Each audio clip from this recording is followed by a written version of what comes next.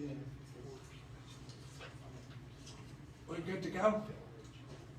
Good afternoon, everybody. I'd like to welcome everybody to the Town of Montgomery IDA meeting for today, the 25th of June, 2020. This is a special meeting that's been properly noticed. I'm joined today by board members John Dixon, to my far right, Randy Green, I'm Jeff Christ, Don Berger on my left, Matt Stoddard here at the front table, and on the phone we have Ed Williams and Bob Santo. And we have acknowledgement from both Bob and Ed that they're on board and can hear us, which provides full attendance for this meeting. Also, our Secretary Sue Haddon, our counsel Bob McLaughlin, and thank you, Jordan, for doing the live stream. The first item of business is discussion and possible decision on the Maple Solar Project on Maple Avenue. The applicant is in attendance to provide a summary of the project. We just completed a second public hearing this past Monday on the 22nd, and I would like to acknowledge several letters that came in. John Brown we received before the public hearing, Barbara Lerner a few minutes ago, Joe Keenan earlier today, and Beverly Mertz letter. I don't see a date on it. I first saw it yesterday or the day before. It was after our public hearing. Mike Dowd or Sandy Mathis? Mike, would you like to come up and bring your plan? We'll lay it between us on the table here. Or will that, that's fine, good.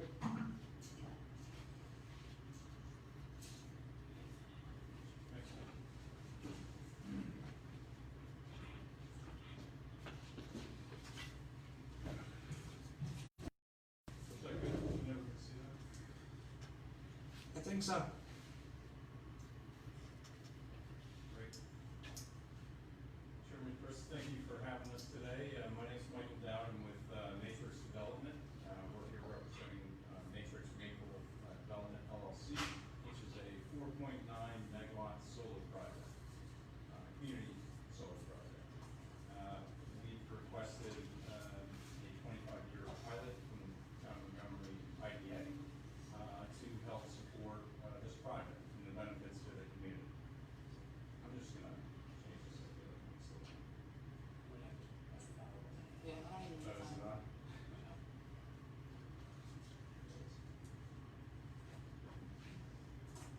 Is that better? There you go. Yes. You want me to start over? Again, I'm Mike Dowd from Matrix Development. We're here representing the Matrix Maple Development Solar Project, a 4.9 megawatt solar array. We've requested from the Town of Montgomery IDA a 25-year pilot that will provide us financial surety for the life of the project, for the 25 years of the project. There's a number of community benefits to this project. We're going to bring construction jobs. We're going to bring roughly $2.5 to $2.8 million worth of energy savings to the town, and a number of jobs that go with that. But that's essentially the summary of the project. And would you just outline for the board the property on your sketch here and the reference to where the solar panels will go? Sure. This is this property was owned by a local resident, Mrs. Prim.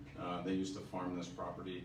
It's on the roughly it's on the corner of Route 17K and Maple Avenue. The physical address is 59 Maple Avenue. The actual driveway for the property is pretty far down Maple Avenue. It's not off of 17K.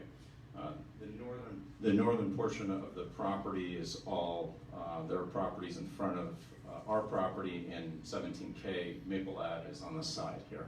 I think there's I don't know the name of it, there's a piping distributor there. Dempsey Pipe? Yep. Yeah, it could be, yep. So the property is roughly about 60 acres. As you can see from this drawing here, all the rows, they're kind of going east-west. Those rows are the solar panels, and they cover roughly about 23 acres. This is a little older plan. There's a few less panels on this plan, but it gives you a sense where in the property that the panels will be. We are going to maintain a part of the property for agriculture, and we are looking at using it for grazing, maintain the vegetation through use of goats or other grazing animals periodically through the year. There is in the southern eastern corner, there's a fair amount of wetlands there, which have been protected. We've gone through the DEC, and they've provided guidance on that and a permit for our project as well. Questions from the board, other clarifications? Over your signature, we did receive a letter yesterday of some of the key points. And your main reason, as you state in this letter, is not to get a significant tax break, but to get reliability on what the taxes are gonna be for a 25-year period. That's correct. Yes, sir. And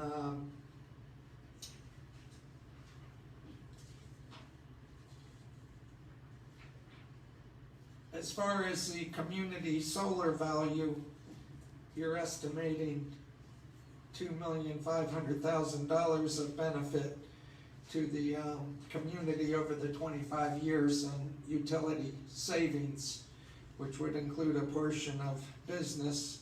And I believe, Bob, we're asking that the town and school be given first preference on that 10% savings, and then the residents of the town, before any more business is provided opportunity, if there's any left. We did include that in the form of approving resolution that can be considered. And you're hoping to carry on some agricultural operations, as you pointed out, and an IDA fee in the area of $50,000. And as you know, we have a local labor policy that's been enacted by this board, which would require you to go through steps to use best efforts to use local labor. Sure. Sure. We've just to be clear, we did ask for an exemption for the local labor policy, but we are going to make good faith efforts and have begun conversations with a local electrical contractor and try to provide preferential treatment to electricians that live in the town of Montgomery. We have signed up for that. And in the past, incentives have included a 15-year pilot. What's changed in solar incentives that makes it important for you to ask for the 25-year? That's a good question. There's a lot that changed in solar. I've been working in this town for the last 3 years, and I can tell you the incentive program that started 3 years ago is a very different incentive program than it is today. And so NYSERDA has set up this incentive program to step down over time, and there are a couple of reasons for that. One, they're trying to drive parity with the grid. So essentially, they want the solar industry to make efficiencies, whether it's labor efficiencies or technology efficiencies. They want the solar industry to be a similar cost to the grid. And so those incentives were created early. The technology does get better. We've reduced labor costs. The industry is moving into an area where they will not need incentives anymore. Because of that, the margins continue to shrink. They get smaller and smaller and tighter and tighter. In the last 3 years, the incentive has shrunk at least 30%, and so our margins are very, very narrow. And because they're so narrow, we've asked for a 25-year pilot just to provide some financial surety both to the bank that's going to finance us, and it's actually good for the town. You're just securing, making sure that this project is going to be viable for the next 25 years, and the residents can take advantage of the savings. But it's all driven by the reduction of incentives that NYSERDA offers. Actually, NYSERDA and the Public Service Commission. Thank you. By coincidence a little bit, but the New York State EDC carried out virtual ID training the last 2 days, and there was a section this morning on climate change. Okay. And most of our members attended that training, and they reviewed a Climate Leadership and Community Protection Act, which has been passed and signed by the governor in New York State, if I got the training right, which is putting a serious effort into further encouraging carbon gas emission reduction and change to renewable energies. So it occurred to me, and I might refer to council, that this is some guidance to this board in the interest of community benefits to look seriously at renewable energy.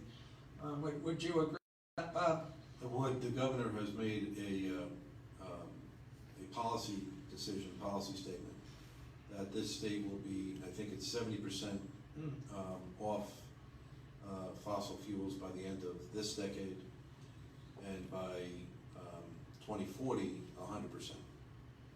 So there's multiple projects in the works and being planned that will achieve that. Solar is one. The wind farms off the coast of Long Island and New York City are another. And all of that together with new technologies that will be coming inevitably over the next 20 years would get this state totally off of fossil fuels within the next 20 years. A little bit along those same lines, I know this board's had some concerns about not a lot of jobs, especially permanent jobs, being created by this project, but it's my understanding the guidance for IDAs and our own mission statement look at things other than just job creation, and the benefits and the health of the community need to be weighed in appropriately as well in our decision-making process. That's exactly what the statute provides. Connor, our executive director, you know, I didn't introduce you, did I?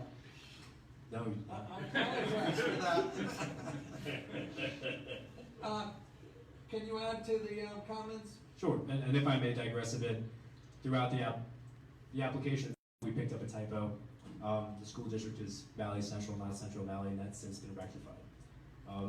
But yeah, the interesting thing about this kind of project is there's not a significant, if any, direct impact on municipal infrastructure or services. So it's a unique kind of project that's different from what many IDAs are currently dealing with and pursuing now. So it gives us an opportunity to pursue a green sector that potentially can benefit our community. So I believe Jeff explained it eloquently, and I would say it's a unique project in which the board has examined the strengths and weaknesses over a period of 2.5 months now, intensively and beyond. So I'm confident that the board will make the decision accordingly.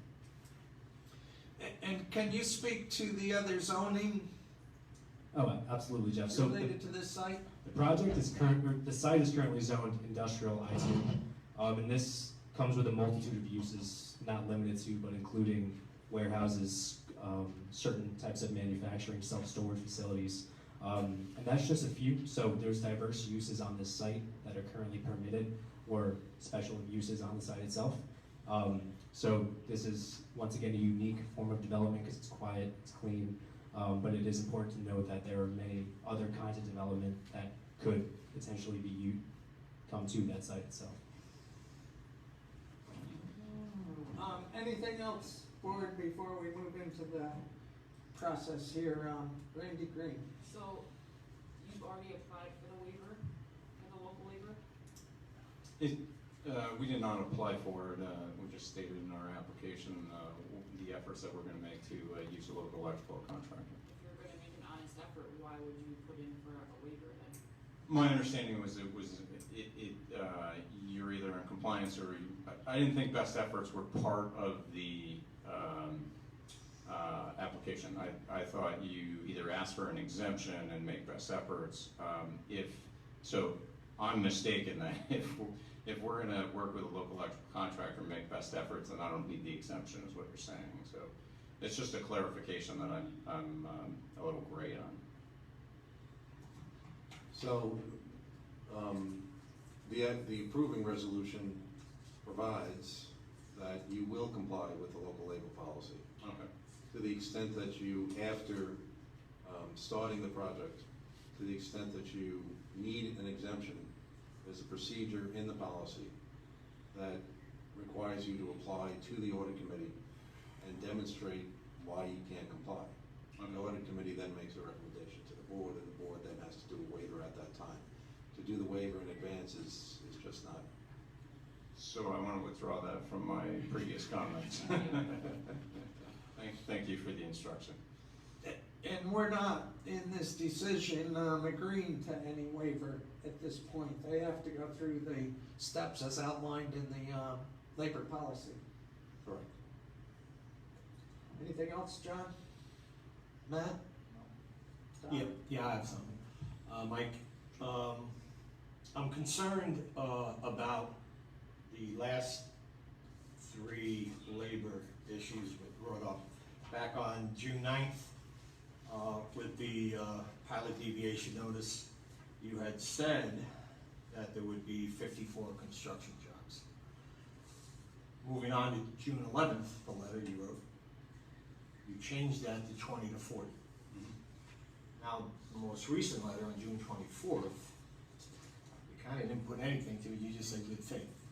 So, going back in the history of you coming here, and I believe the last time you came here, we brought this up, and you said you did talk to a contractor, and there would be no problem with that contractor, who is in the Hudson Valley, would have no problem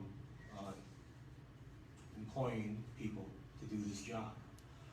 I'm just worried about your frame of mind, where you're going with this, because you've kind of regressed in the last three notices, severely. Yeah, Don, if I may, sure. So I will say the difference, so the original application always talked about 20 to 40 construction jobs. And in your application, from my perspective, was fairly confusing to me. You have a lot of different blocks of where the jobs are supposed to be and how they're calculated. And there was internally between Sandy and I, the 54 jobs. It takes into account both pre and post jobs. It's not really a change, it's just what jobs you're adding in at what time frame. The construction jobs are the construction jobs. They were always 20 to 40. In fact, we're the racking company. I'm working with the racking company to try to hire the laborers from the locality as well. So, in addition to the electrical contractor that we've already spoken to. So that nothing's really changed. It really is. It's our mistake in how we communicated internally and put it in that letter. But it's always the construction jobs are always 20 to 40 construction jobs. Okay, I understand that. I just would like to secure the language to it to make sure that there's no Wiggle room. right. Yeah.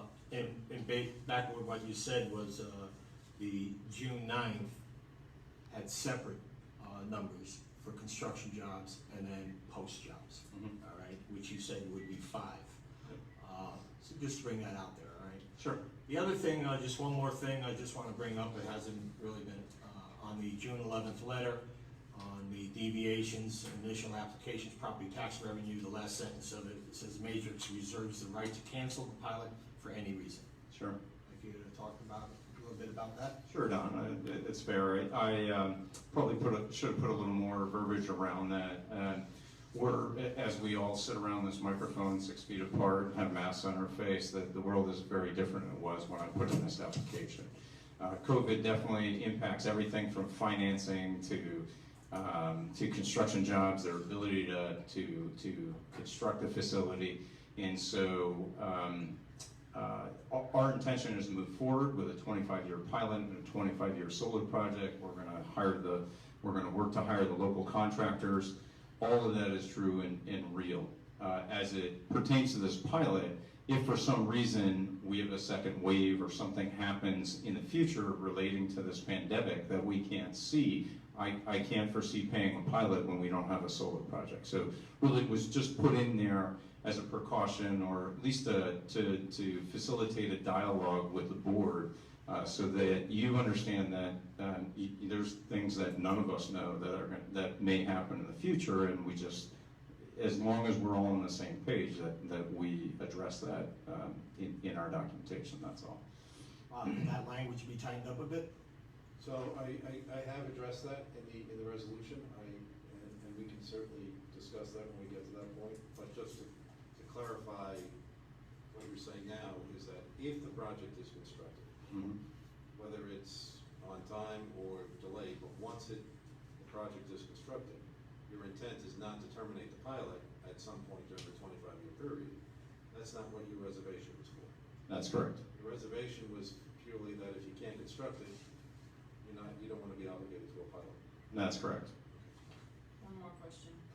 In your last letter, it says that you are now withdrawing this request and are confident if any special circumstances arise due to an unpredictable resurgence of the virus, you can adjust your pilot terms working with the board directly. So is it in the final document, or did we take it out? Say that again, I'm sorry. Is there language still asking for a canceling of pilot provision? Why is it even in there if they're withdrawing their request to have it in there? So when we close on the pilot, the document gets forwarded to the tax assessor and then the affected taxing jurisdictions. I think what Mike is discussing now and the time frame, that pilot is not effective until the state tax date, which is March 1st. Okay? By March 1st, the project's either a go or no go. Is that right? It should be well known by that point, yes. Okay. 2021. Yeah. So if it's a no-go by March 1st, 2021, we simply send a letter to those affected jurisdictions and the tax assessor saying that the pilot is withdrawn, is not effective. Right, so what I'm In asking addition, the closing documents will provide that if there's default in the pilot, there's a non-payment under the pilot, then the recapture provisions kick in under the Uniform Project Benefits Agreement, so that all of those benefits can be recaptured, and the assessment that would have been otherwise put on the property will seek to recover from Matrix Maple Development.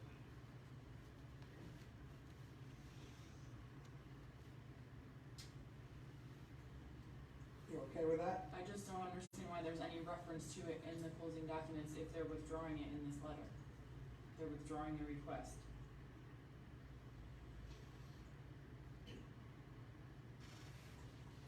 So, I'm not sure I'm getting where you're coming from, but if they're not withdrawing anything right now in the sense that I think they're leaving their options open, that if the project cannot be constructed by the end of the year, for whatever reason, they are reserving to themselves the right to say, never mind. Okay? But this letter says that they're withdrawing their request. So are they withdrawing their request to have that addressed in the closing documents, to have that provision in there, or are they not? Does anybody understand what I'm saying? No, I do, I do. Yeah, I figured it wasn't an issue since they're withdrawing it. But if they're withdrawing it and it's still addressed in the document, then it's still in the document. You have to go by what that document It's says. always, I'm sorry, maybe I'm not making myself clear and I apologize for that. It's always in the document that if the pilot is not followed, if the payment in lieu of tax agreement is not followed by the company, then under the provisions of the closing documents, under the Uniform Project Benefits Agreement, there's a default, and all of the benefits, the financial assistance provided to the company by the IDA can be recaptured. So that is always present. Right. So I'm not proposing to change anything different with respect to this project, whether they retain this right of withdrawal or not. Because my first point was that the right of withdrawal kicks in prior to the time the assessor analyzes the pilot agreement. We can provide the pilot to the assessor in July or August, whenever we close. The assessor does not do anything with that pilot until he has to create his assessment roll, which doesn't start until the state tax date on March 1st. It's 2021 in this case. So whether we would, if they send us a notice February 1st, it's withdrawn because we can't proceed. Second wave, no one can build the project, we can't get an exemption, whatever the reason is. The IDA just sends a notice to the affected jurisdictions and the assessor. The pilot is withdrawn. And it has no effect on the assessment because the state tax day hasn't occurred. So bottom line, I don't think it's really a factor from outside of our normal course of process. I don't look at it that way. And so, to me, whether it's withdrawn or not is irrelevant at this point. Did you finish, Don? Well, I just, it was banging in my head here, Bob. The last three words it is for any reason. They could, catch a cold. Is that the reason? I mean, for any reason. I mean, you guys are talking about COVID-19, but that's not what this document says. It says for any reason. So the follow-up document withdraws that, and I don't think Bob, I haven't seen your documentation, so I can't really speak to that, but I'm assuming that Bob didn't put in your documentation or closing documentation for any reason or can cancel this. So I think that what Bob's talking about is a normal process you guys go through for every pilot you do. What I'm talking about was an exception that I've withdrawn since I submitted it, so I don't think he's updated his documentation, including my comments, if that makes sense. Is that perfectly So- unclear? One of the, to address your issue, if you look at the draft approving resolution, which we haven't considered yet, Exhibit B sets forth Exhibit what? Exhibit B of the approving resolution. So it's page B1. All the way in the back, last Next page. to last, well, it's sort of the last page. Should be the last page.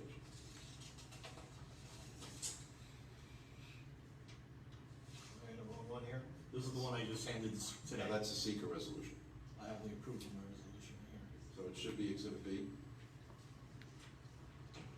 Which one is that?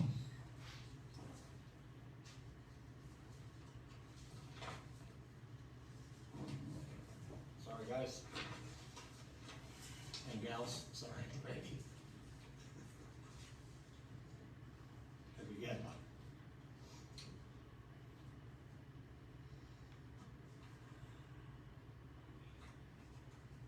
Did you want to point out a particular line there, Bob? So these 14 items are supposed to capture all of the potential recapture events or defaults that could occur with respect to this project.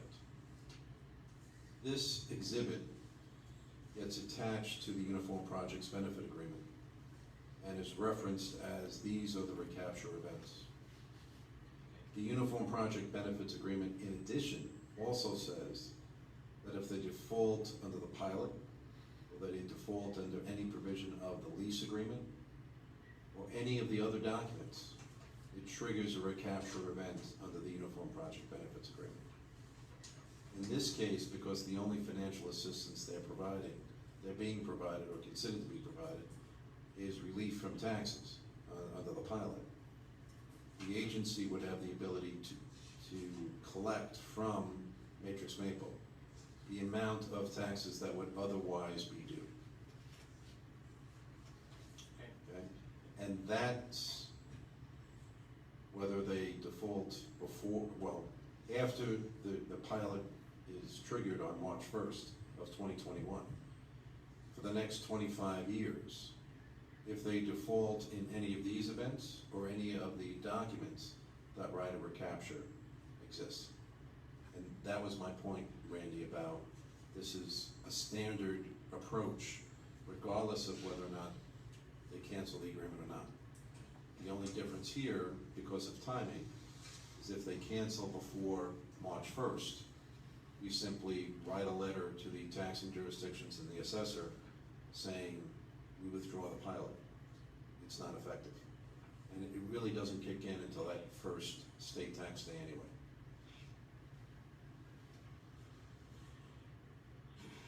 Thank you, Bob. Anything else, Don? I'm good. Ed Williams, did you have any questions?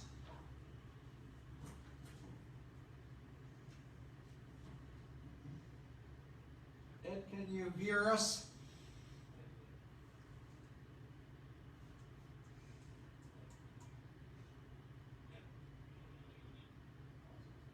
Okay. Bob, do you have any questions? I'm here. Oh, good. Ed, did you have any questions? I have no questions, no. Okay. Bob Santo, any questions? I have no questions, Jeff. Thank you, Bob. I believe we're ready to consider the seeker resolution. Okay.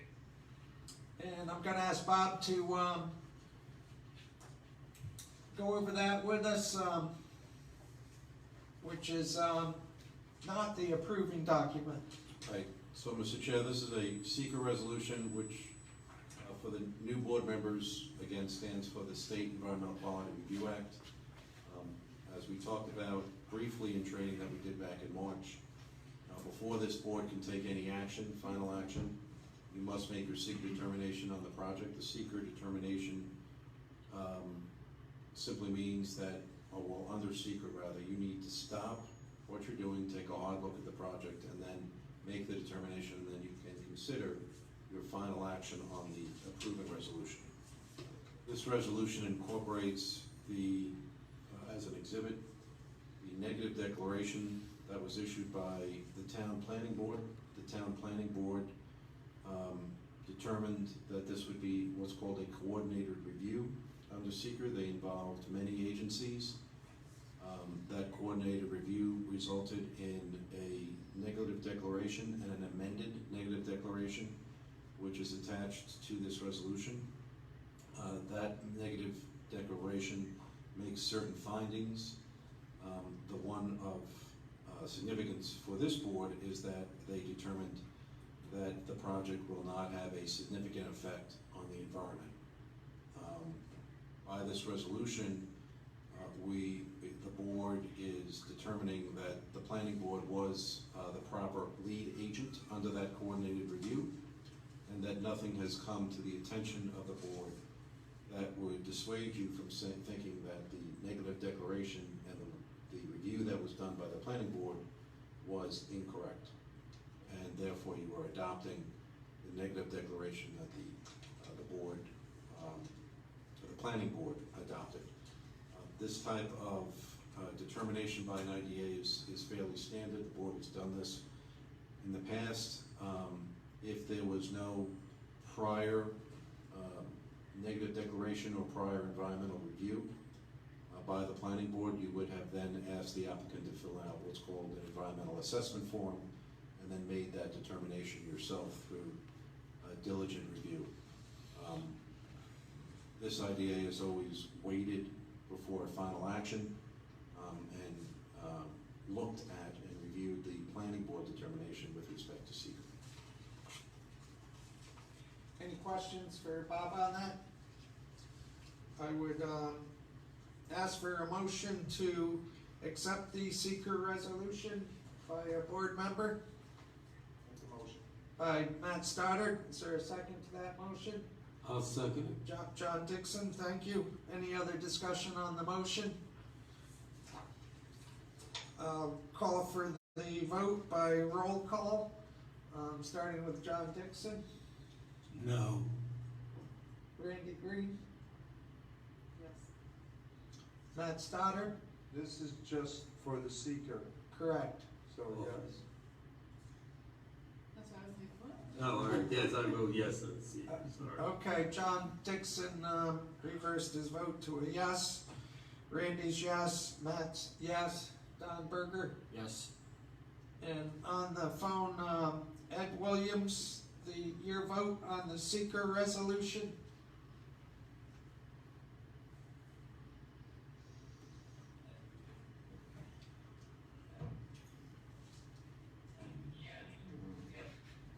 Okay, Ed's a yes on the seeker resolution, and Bob Santo? Yes, yes.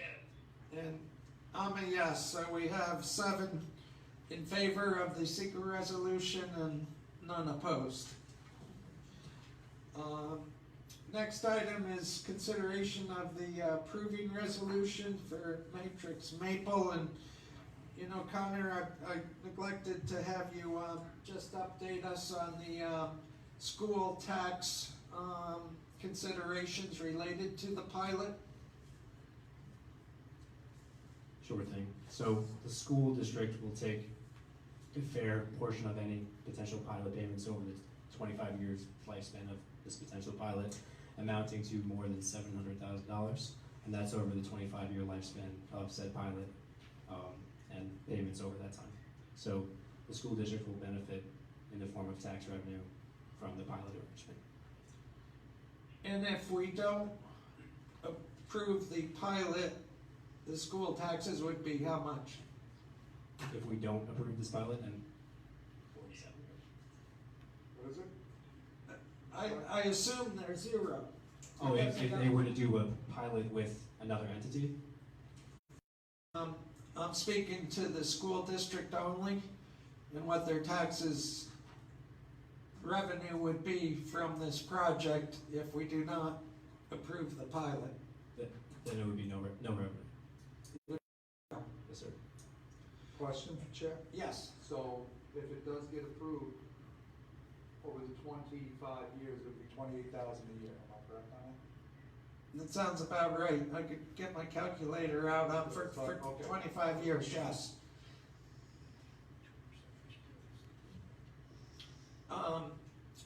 Bob?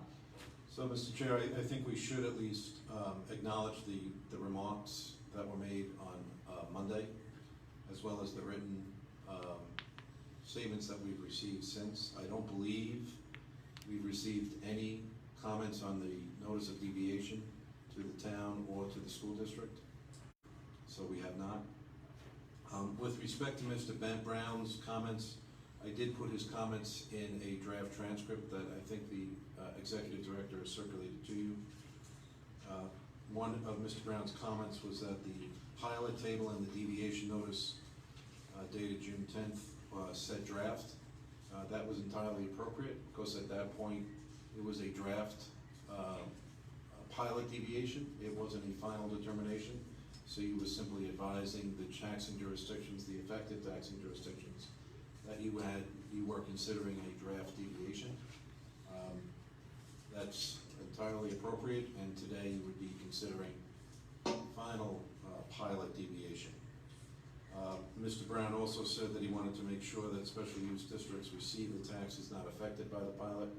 The statute in New York State requires that special districts, like a fire department, are not affected by any pilot agreement. So whatever the taxes are issued for the special districts, they will always be have to be paid by the project. He stated that he did not believe that the pilot was appropriate to Valley Central because they opted out of the 487 solar program that the state has authorized. Unfortunately for Valley Central, that opt-out came after this project was approved by the planning board.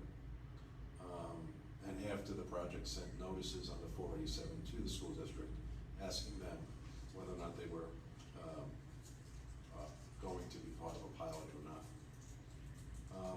He also noted that the company had the right to cancel the pilot. We've talked about that already. He questioned the numbers on the reduction, believes they to be optimistic. We've built that into the agreement, into the approvals, the approving resolution. And then finally, Mr. Brown said that he believes prior projects in the town received 15 years, and it would be unfair for this project to receive 25 years. My only comment on that is, from my experience, although past projects around the state were 15 years, recent projects and recent IDA practice has been to allow up to 25 years for a variety of reasons. Part of economic and part of the fact that there is a concern that if you don't have 25 years, since these are all 25-year projects for the most part, the last 10 years, the solar company may walk away from the project. If there's an incentive, if they have a pilot, you can recapture the non-payment if they walk away. And I think we should at least consider the other written comments. So for Mr. Keenan, who references it as NYSERTA, not NYSERTA, again, I think NYSERTA is encouraging these projects. There's nothing from the state that I'm aware of. I would ask the applicant to comment about that NYSERTA limits it to a 15-year pilot. I don't believe there's any. Yeah, I'm not aware of anything. And the rest of her letter, rest of Joseph Keenan's letter talks about the corridor study.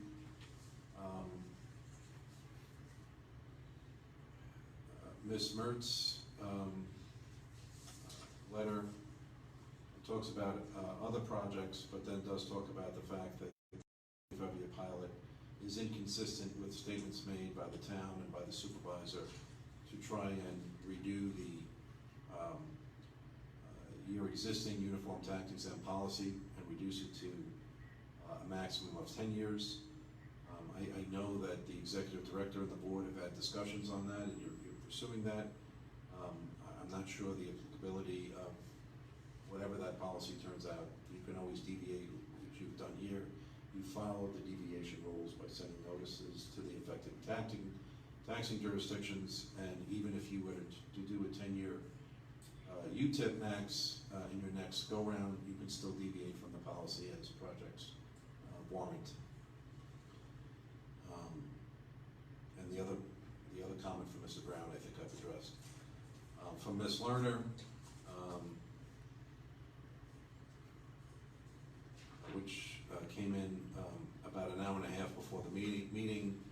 The first point talks about the stripping of existing topsoil. That, I think, well, that was considered by the town, the planning board, as part of the negative declaration, and the determination was made that that is not environmentally significant.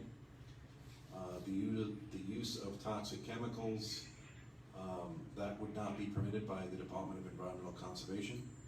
Any chemicals used on the property have to be consistent with NYSERDA as well as DEC. If the company uses toxic chemicals that are illegal in New York State, DEC would be the first one to pursue the company for a violation.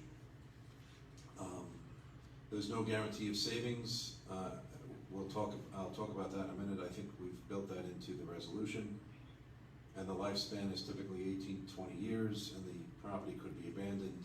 And again, at that point, the documents will allow for a recapture, not dollar for dollar at that point if it lasts 20 years, but certainly a percentage of what's been paid at that point, what should have been paid at that point.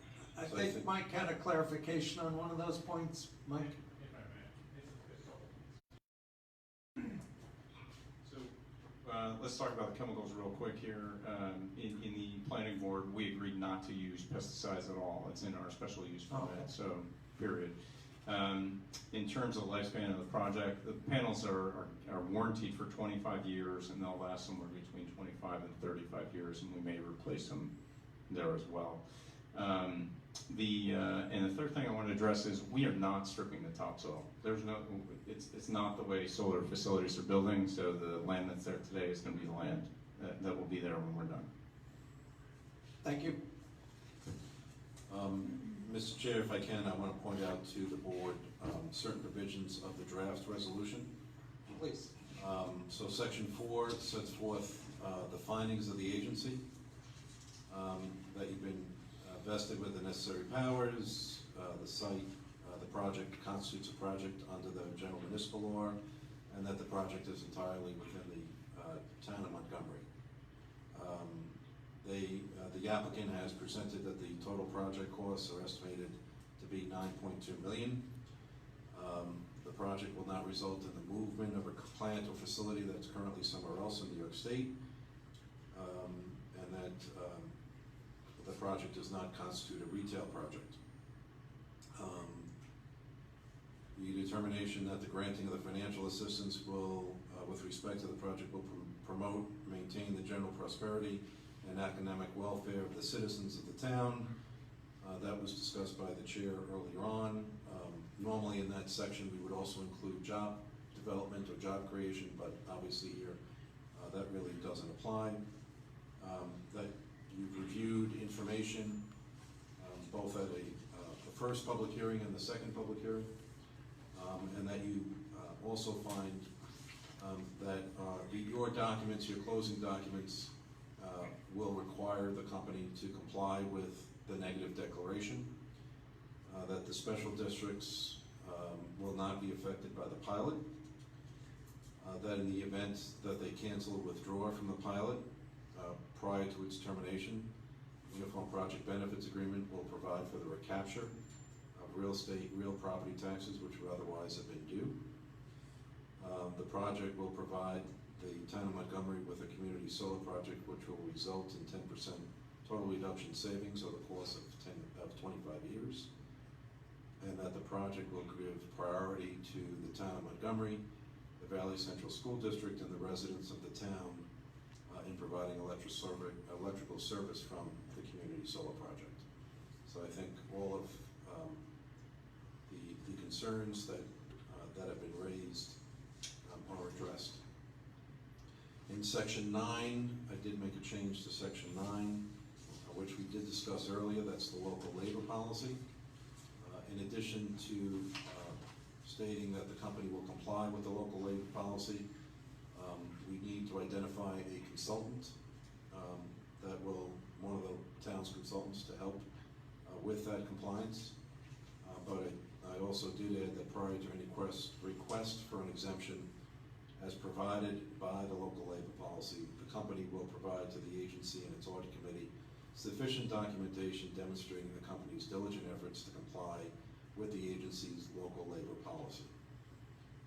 In the event that the company cannot demonstrate such diligent efforts, such failure may be construed as a default under the lease agreement of the Uniform Project Benefits Agreement. So I think we'll know that pretty quickly, since the project is going to potentially be built by the end of the year. But if they make a request and the exemption is not granted, then frankly at that point the pilot is withdrawn and the project doesn't get built. Bob, when do we need to decide on which consultant we use? The board has approved 2. Ideally, as part of this resolution tonight, so either Loki or the other company. Bellinger, yeah. Bellinger.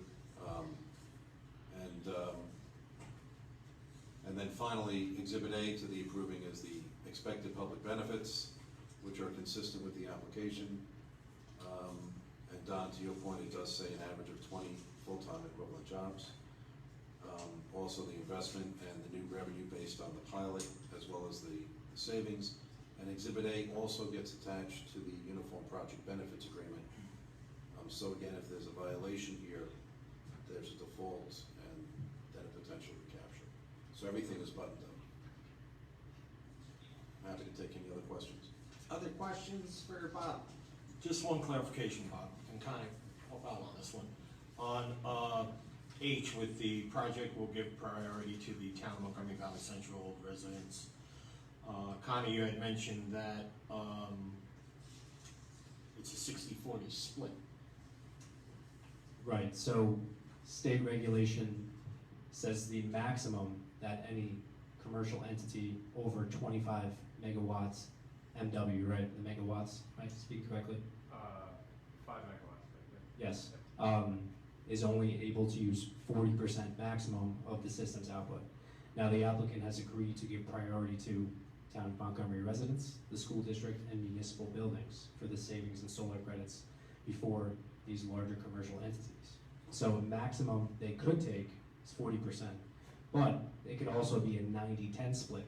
The residents and the small municipal, or the municipal buildings could take 90% of it, and it could go 10% commercial. So the priority will be given, but in the worst case scenario, the maximum they could take is 40% of the system's output.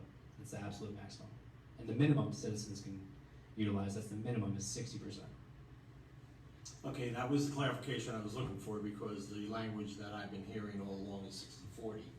Now you're clarifying it and saying that it can go beyond the 60 for the priorities. Yes, the 60-40 was the minimum and maximums. And that's gonna be written into this document, make sure that's all straightened out. Yeah, well, the 60-40 is the state regulation, State regulation. and then the priority given to residents in municipal buildings and the school district is written in the draft approving resolution. Page 6. Yeah, I have it right here. My concern is very simple. It's just that I don't want to have, well, we've met the 60 threshold. And I'm asking, is it gonna be written somewhere in the document stating it? Bob and I can certainly work on that to tighten the language if that's something you'd like.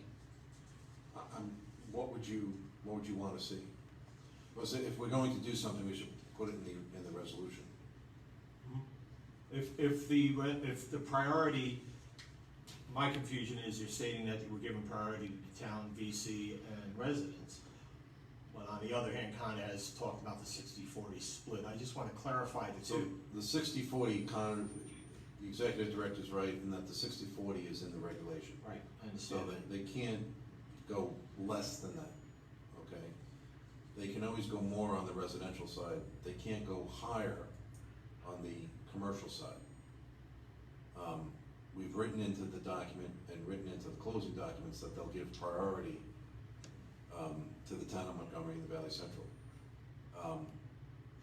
We know that has to be at least 60. They give priority, that means, to me, that means they have to do more than that. If you want to consider a minimum of higher than the 60, I'm not sure that that's the right approach, but I'll do whatever the board determines is right, simply because I don't know if that's a number that can't be achieved. There are some people, like me, who will say no to solar for a variety of reasons, partly because as a firefighter, I just don't want panels on my house.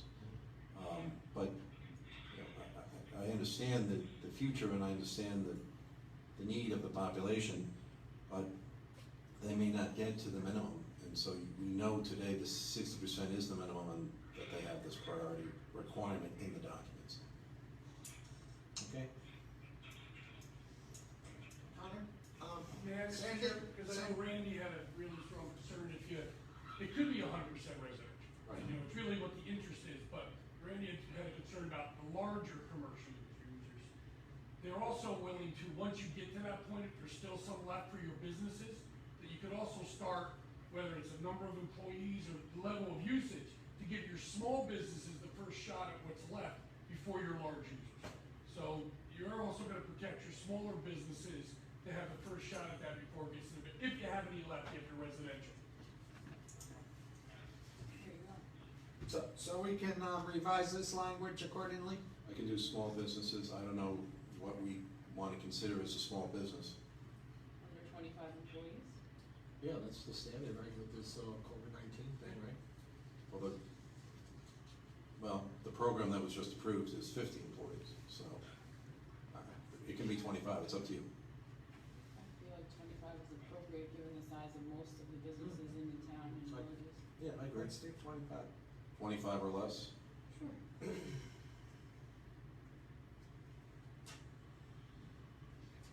Yeah, I'll put that in both the resolution and in the exhibits. Any other questions on the approving resolution?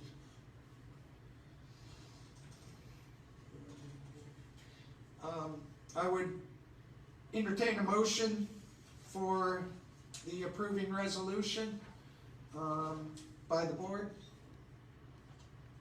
Chair, Yes. the motion is for what? We're voting on the project, or? I'll let council answer that, yeah. It's an approving resolution for the project and the pilot that's described in the. Pilot program.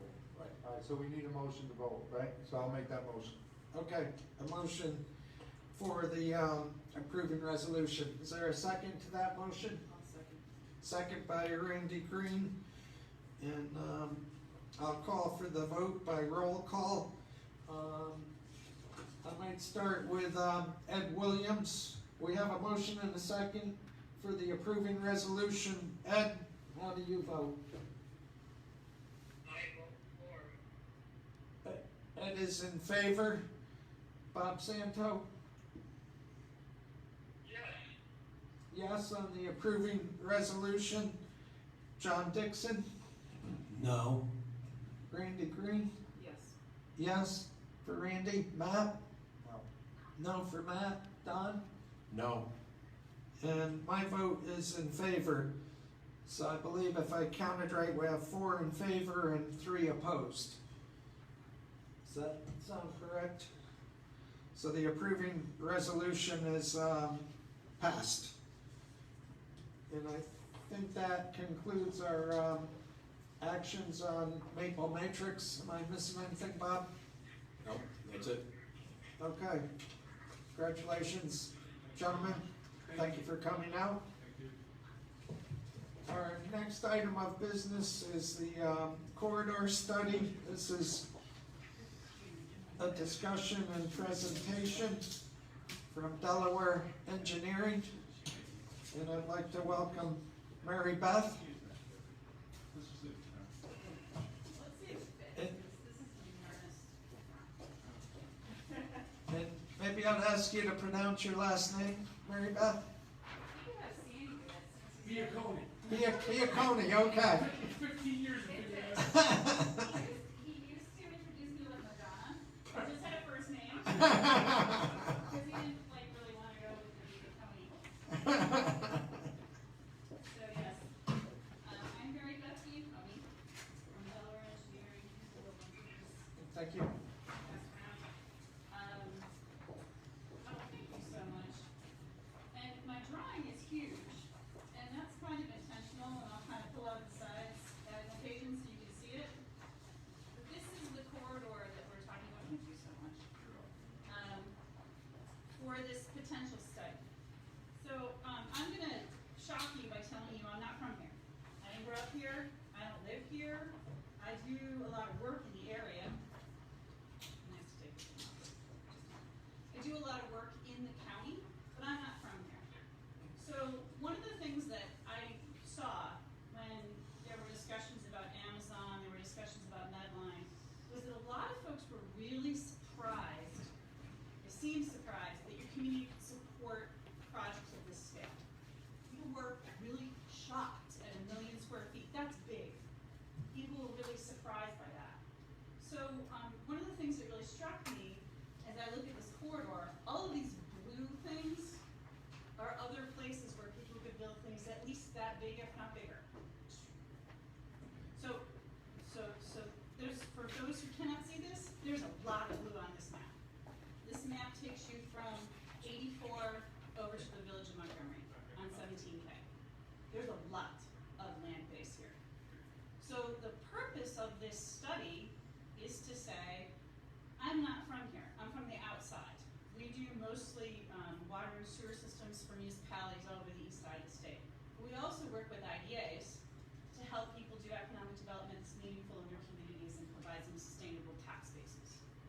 we're infrastructure people, so that's kind of our focus.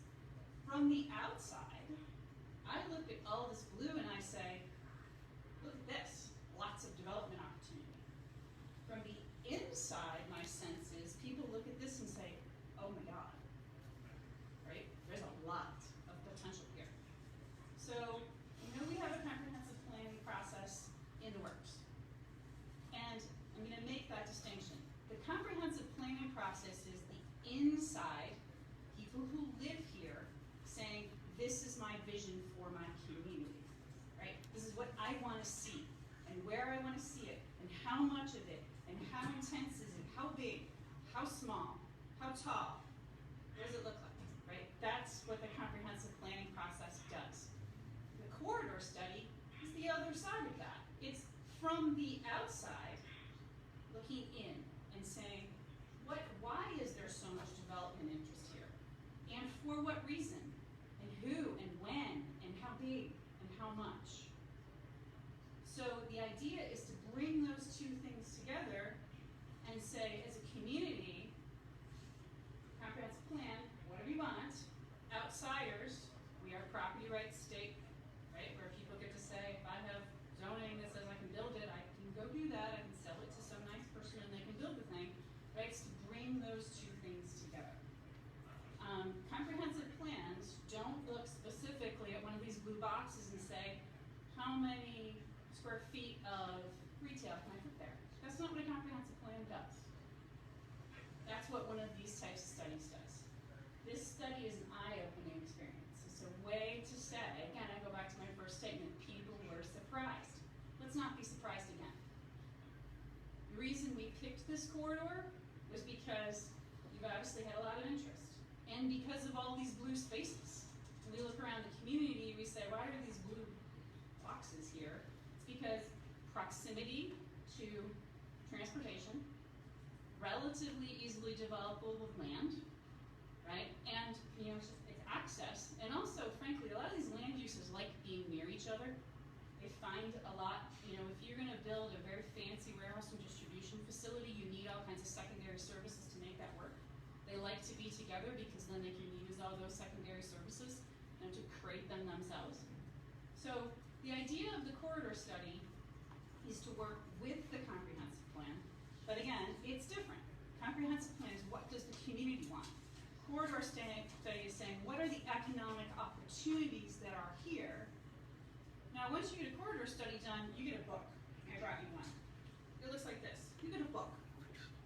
It's not a path to development. It's not you must build something here.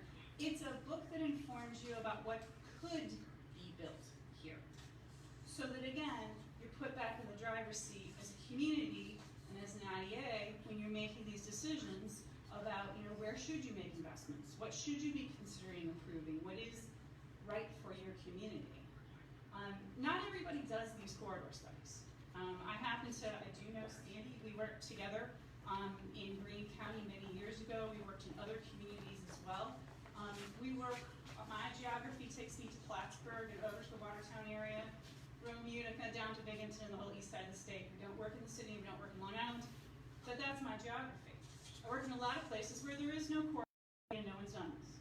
I also work in a lot of places where they've been the subject of development interest and they've found a lot of value in a process like this. Maybe not necessarily exactly this one, but a process like this. So it does a couple things. It helps so that people are aware, back to that very first statement, it raises awareness.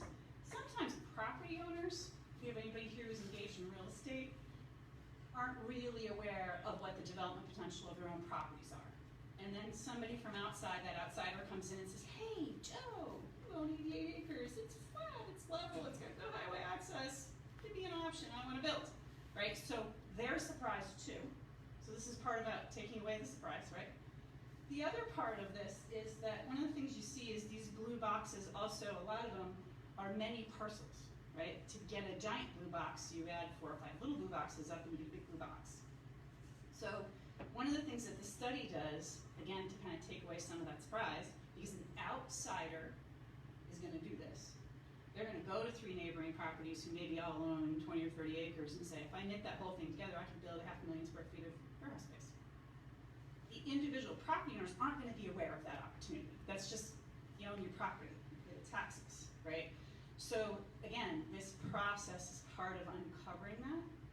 So there's a public part of this that's informative to the public and informative to the comprehensive plan to help people make decisions, right? It's not to say you have to build what's here, it's to say this is what could be built, so you understand that as you're considering your land use laws. It's informative for this board. I just listened to a very informed discussion about whether or not to grant a pilot for a development project. It's helpful to understand in the context, now you guys have obviously been at that one for a long time. I have a couple communities up in Greene County where, because they're on the line that runs from a major cogeneration facility down to the city, they have literally 3,000-4,000 acres of solar proposals in front of them in a place where the population, the average population of the town is about 6,000 people. That's a lot of solar. Without doing something like this, there's no way to know that. So they've kind of done it for that kind of stuff. But again, that's part of this too, is helping inform this board. You see these opportunities. So if somebody comes and says, I want one here, you could say, well, okay, what's the potential for others as you're making these decisions? Because in real time, that's hard to do without having some kind of an idea. And it's also very helpful for these property owners to be able to understand the value of their property. And some folks are gonna say, I mean, this gentleman just said, you know, solar's not for me. That's a decision we all get to make. Same thing with our properties. Just because it can be developed doesn't mean that someone has to.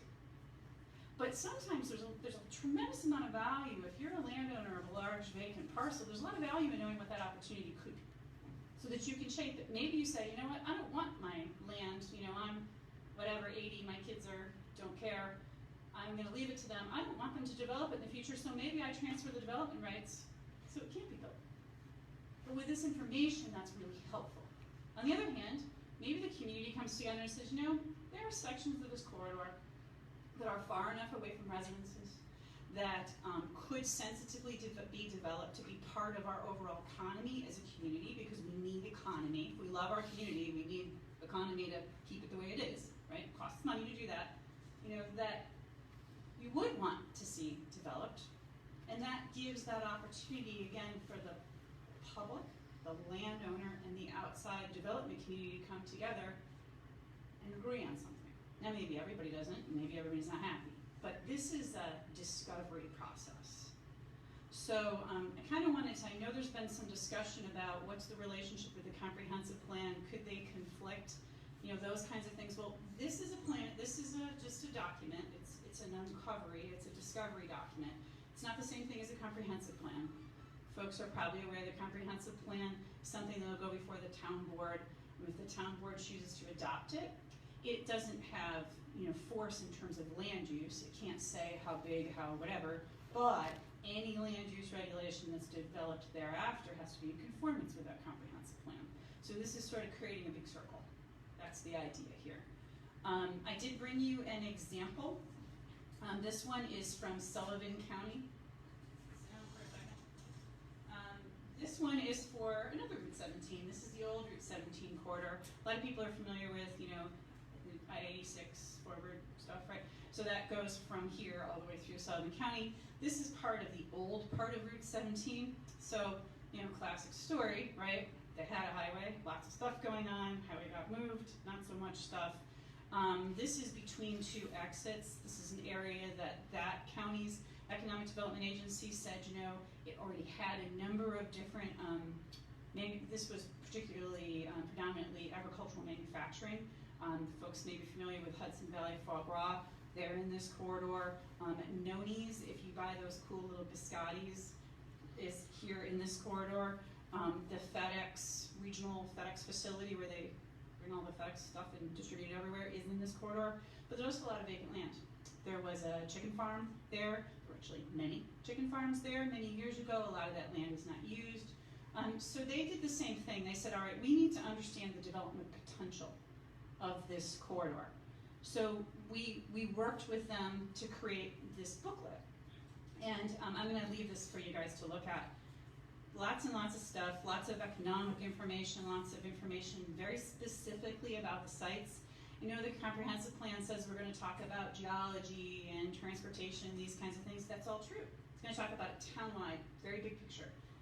This study talks about it very specifically for these particular properties. And that's the difference. This is a drilling down to be very specific. The most valuable thing I think that comes from this is the county wanted these sheets for each of the properties where after the study, initial part of the study was done, county met with the property owners and said, are you interested in continuing to look at maybe creating eventually a shovel-ready site for something that the local community and you and the IDA all agree might be a good idea? So a number of property owners said, yes, I bought this property in 1960 with the expectation that I would have made a lot of money on it by now, and nothing has happened. So I want to do something, but they also recognize that they have to get through the local process. They can't propose something that's not going to be well received. So each property has a little sheet that describes the property, talks about the development potential, talks about its economic opportunities, access, those kinds of issues, and then provides sort of little basic information. This is was really helpful to the county, to the IDA, to the County Economic Development Agency there's two entities, and to the property owners. Again, back to that, they didn't know what those opportunities were. So this is an example that I'll leave with you. And I guess I'm gonna stop talking and answer questions, but I just wanted to get some of that out here because I know that there's some concern about, well, what is the purpose of the study? What does it do? And the other thing I'll say is, I said this a minute ago, we've done a lot of this kind of work where it's not been quite this format, and it's not been maybe this grand. It might be one or two properties. It might be a different location. It might, you'll see some of these properties, the blue boxes go off of 17K. We identified them because to us, outsiders, we just look at the land, we're going, somebody might want to build something there someday, and you should think about that. Maybe you don't want to see something built there, or maybe the thing that should be built there is housing rather than industry.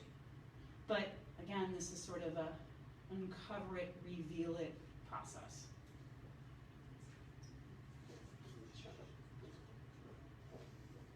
Turn the picture. Oh, okay, so it can get on the live stream? I'm sorry? Oh, the picture? Yeah. Connor will give you a hand with that. And maybe Wally.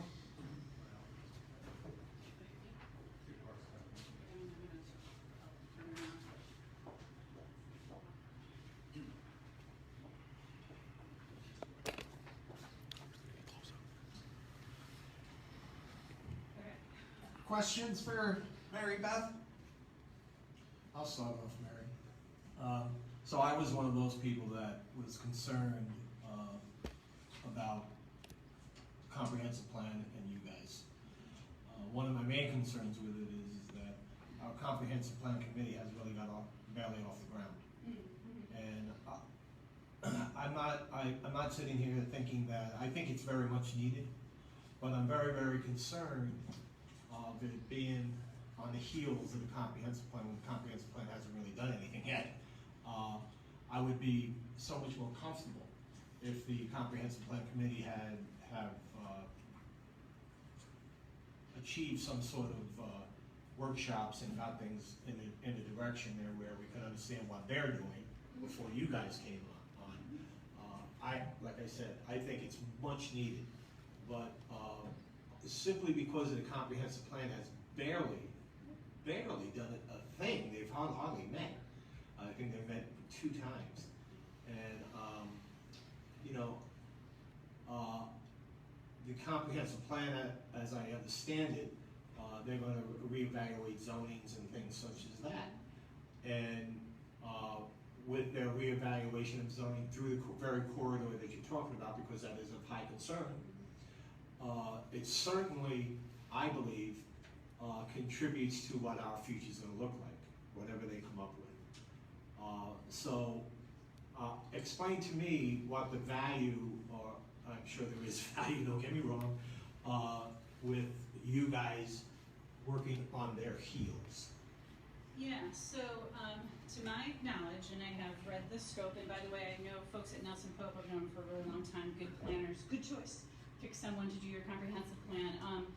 The comprehensive plan is gonna be big picture. It's gonna look at large geographies of the community and identify areas where maybe farmland preservation is appropriate. It's gonna may identify the need for additional parks in the community. It's going to look at socio-economic issues. It's gonna look at all of those kinds of things. It is a very big picture process. By its very nature, that's what a comprehensive plan is. Zoning is obviously very specific. It's about a particular property. The only thing in New York State, really nationally, that can control location, scale, and type of land use is zoning. You guys probably know this, but zoning is actually a police power under the Constitution. It's the same thing that says that you can't drive more than 30 miles an hour out here on Grafton Road, right? It's the same thing, because it's protecting the public health, safety, and welfare. And when the town adopts its zoning ordinance, they actually have to make a certification that the thing that they're doing has a general benefit to everyone, and that that's its purpose. Comprehensive Planning Committee is not going to do a lot-by-lot development analysis in this corridor. That's not their job. It's not their scope. It's not what they would do. And frankly, you wouldn't want them to. They'd be at it for a very long time if they did the entire town, which would be kind of what they would have to do to equal treatment, right? This process is intended to work with the comprehensive plan and inform it. If we can say, listen, again, I go back to my initial statement, people were surprised at the development potential on these properties. That was two of many, right? Medline, Amazon, I know there's others, right, that have been discussed over the years and maybe even in the works. The idea here is to give this information to the committee so they can say, well, if the development potential of that 110 acres is 1 million square feet, we don't want to see 1 million square feet there. So now we have that information, so we can say, okay, then we recommend in the comprehensive plan that maybe this corridor is zoned for buildings no greater than 100,000 square feet, or something like that. But this process is intended to give a tool to those folks, because one of the things that you'll see when you look at this book is you'll see pictures of actual sites with boxes on them. Just like when you guys get a site plan, here's the box for whatever it is. We did that process here on all of these properties. We did highest and best, most intense use. We weren't recommending those uses. We just said if someone from the outside came in and they wanted to meet the current zoning, setbacks, put in roads, have turning radius for trucks, all of that stuff, right? Here's what they could build. Again, that's information that's not available as the comprehensive planning committee does its work, because they're not going to do that intense site-by-site development analysis. The other thing is, to my knowledge, the comprehensive planning committee doesn't have, the idea of this corridor study is to bring an economic developer in to say, again, from the outside looking in, because remember site selectors and all those kinds of folks, what do they see in this corridor? So that, because from people who live here, I know I grew up in a tiny little village out in the middle of nowhere, and there's been stuff that's happened there that I would have never said was going to happen because I live there. That's my perspective. I live there. This again idea is to say, okay, what could this corridor be to inform that process? So that's the relationship between them. It's not, and remember, this is not binding on anybody. This is just information. But it's information that the Comprehensive Planning Committee, I think, can really use in their recommendations, which then hopefully eventually get embodied in a new zoning code. Did I hear you correctly say, in the middle of all that, that you would be working with the comprehensive plan, you would be talking with them on this? Absolutely, yeah, sure, of course. Yeah, there has to be some interchange here, but your point, and just so you know the timing of this, that's up to you. I mean, we were asked to put together a proposal for this, so we did. That's where we are. Initially, we were thinking that a lot of times the path, and this is the path for that one in particular, is to put together the study, use the study to go aid the local jurisdictions, whatever they may be, in seeking grant funds to to bolster infrastructure and do those kinds of things. Maybe get additional money to conduct a generic environmental impact statement for development of the corridor. That's the path for this one.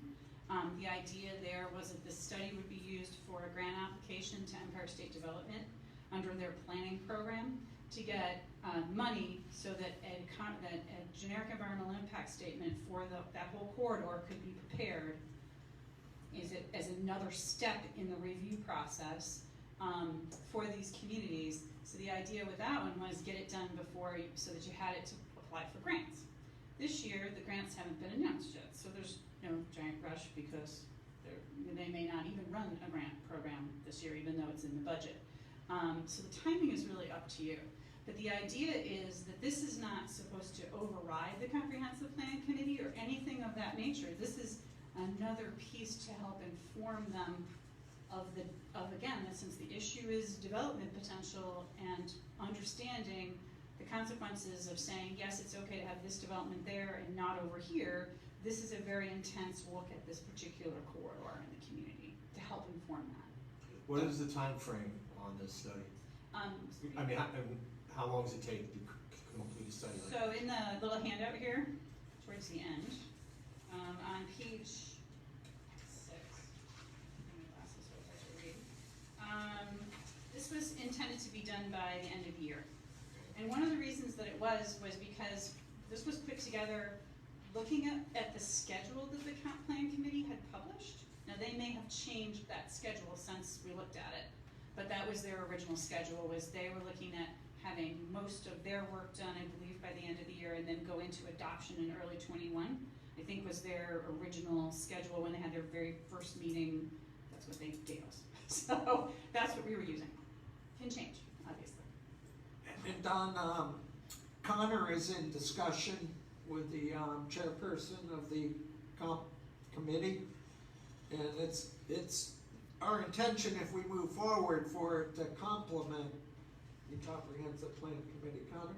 Yeah, I think that's both this board's goal and the comprehensive plans committee goal is to help our community in a sense overall, and I do have a call set up with the chairperson of that committee tomorrow. Of course, any of you are welcome to join to help inform that conversation.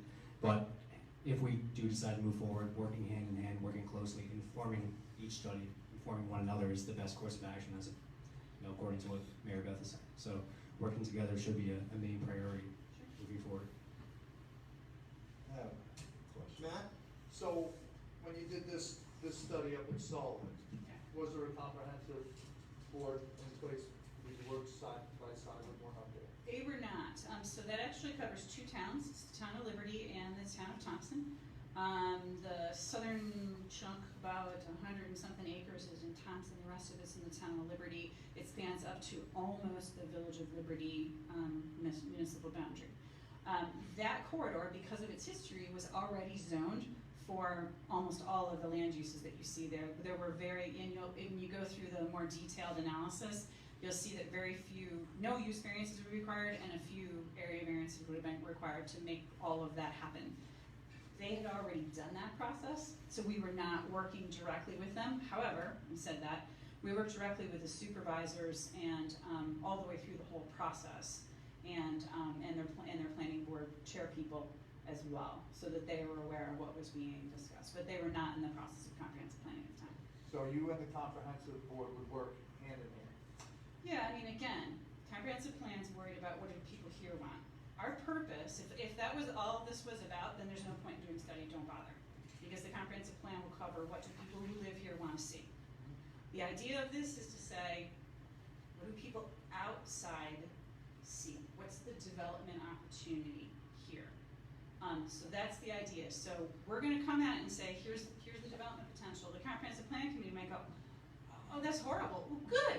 That's great. That's what we want to hear, because we need to know. We need to again, we're back to people were really surprised that you could have this, and on my blue map over here says you could have a lot more Amazon and Medway, and maybe that's okay, maybe it's not. But without having a way of going through and saying, instead of just looking at giant pieces of land, it's really hard to say, well, what could be there? So that's the idea, is we're going to say this is what could be there. comprehensive plans committee's gonna say, this is what we as a community wanna see there. Then you find that intersection, right? So then this book, in a sense, is a real estate book, in a sense, right? And could, not only for people coming in, but also for us Absolutely. and to know what we can do with it. Now, the comprehensive plan and yourself working together, can you help each other? Absolutely, yeah. Because again, we're gonna do that very drilled down site-specific analysis that can help, if the comprehensive plan wants to do, some comprehensive plans will, all comprehensive plans, right, kind of have a very big picture evaluation of the community, and then they're gonna say, what are our, a lot of them do strengths, weaknesses, opportunities, and constraints, or something like that, right? What does the public want to see? And then there'll be recommendations and an action plan that's probably gonna say we should reduce some rezoning, it may say some other things, but when you get to that point, this is really valuable to say, okay, the development, someone might look and say, well, it's okay zoned the way it is, that's all right. But when we say, well, do you realize you can have one of these zoned the way it is? Then people go, oh yeah, no, then it's not okay. So that's the idea. And again, it's that balance. It's getting that balance, and it's really hard to envision. Somebody walks in and says, I want to build a 40,000 square foot building. For most people, it is extremely difficult to envision what that is. If I say, I want to build an 80,000 square foot building, most people go, I don't really know what that is. And I say, well, it's like a regular grocery store size. Then they go, oh, okay, I've been in grocery stores a lot. I know what a grocery store is.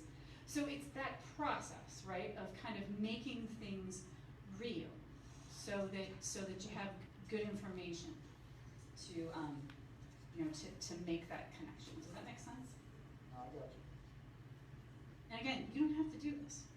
I will say that a lot of communities that have a lot of development interests want to do something like this, because rather than having folks from one at a time, development interests come in and say, what about this here, and what about that there, and what about this here? The idea here is to put you in the driver's seat, and to put your property owners in the driver's seat, put your community in the driver's seat, so that you can see it and do it in advance. You have a moratorium. Do it in advance of when people can come in with more land use applications. It's planning.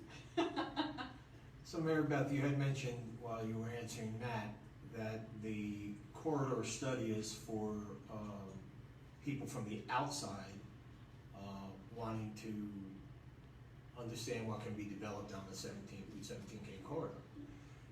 This is a stupid question. Why should we care what the people on the outside think? That's a great question. So you guys just approved a pilot.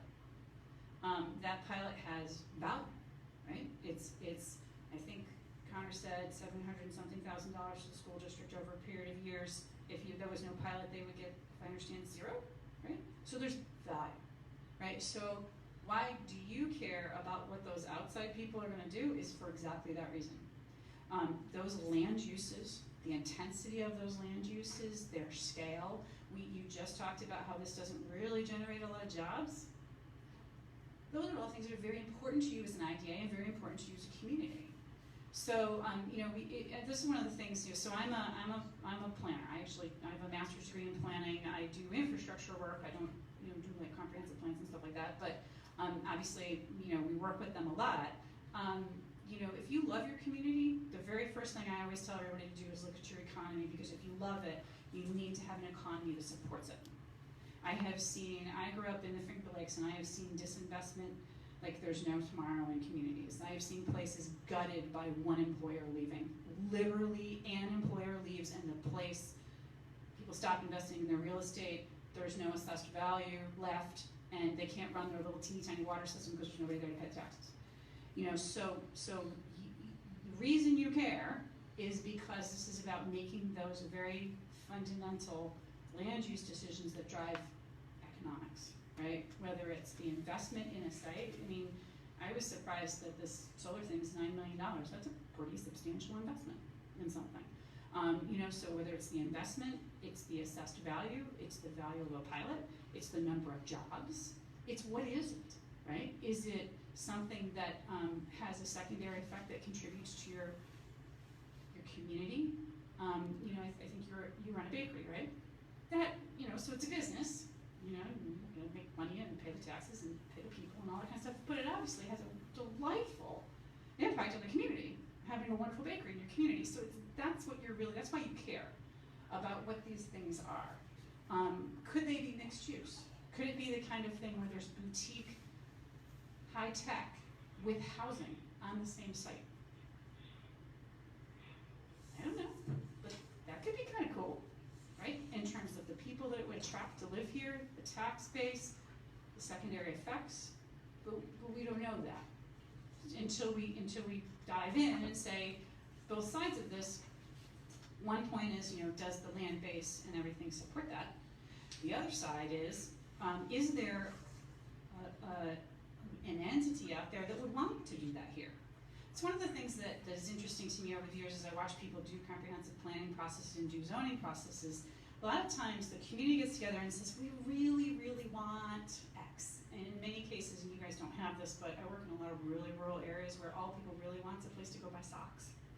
So everybody wants, like, now the thing is a Dollar General, you either love them or hate them, but everybody used to want a Target, right? So people would say, I want a Target, and I would go, guys, you have a county with a population of 52,000 people, and you have one Walmart. Be happy that you have a Walmart. I mean, not that I'm a Walmart fan, but it's simple economics. So you can say that you want a certain land use or a certain type of land use, but if there's no marketplace for it out there in the world, if the world isn't interested in putting one in your community, you can want it all you want. It's not gonna help you. So back to that, if your objective as an IDA is to help your community, Connor said, right, and help stabilize the tax base and those kinds of things, then helping inform those decisions, not only from just what does the community want, because it's great, but you don't always get what you want, right? So what is the development interest? And now let's find that intersection that everybody can live with, right? And so the difference is when we do the just what do we want side over here, a lot of times we're disappointed. I see a lot of communities, work in a lot of communities where there are lots and lots and lots of zoning variances. And when I go and I say, why are there so many zoning variances? Well, that's because what everybody wanted sounded really good, but it doesn't intersect with the reality of how projects are built or who's making investments or how banks work or any of those things. So the objective of this is to try to bring those things together. And that's where, again, we've had communities where there's been intense, usually what happens is the same thing that happened here. Somebody goes and buys 100 acres of land and plops a 1 million square foot building down in the middle of somebody's community, and they go, oh my God, how did that happen? Well, it happened because you're right off the highway, and the land was flat and cheap, and developable, and those enormous buildings, I think we talked about this, those giant buildings don't actually use a lot of water and sewer, you know, so they don't need a lot of fancy resources, so it's easy to plop them out in the middle of nowhere.